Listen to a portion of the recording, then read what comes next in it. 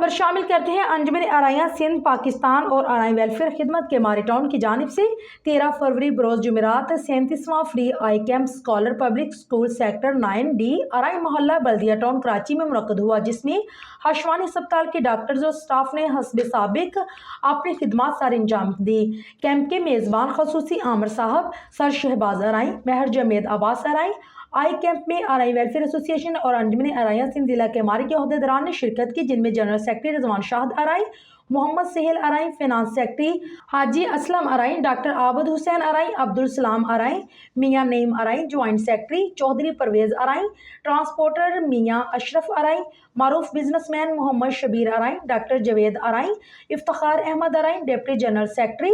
Shabir Ahmad Arain, office secretary Maulana Akhtar Muhammadi Arain, doctor Ejaz आराई,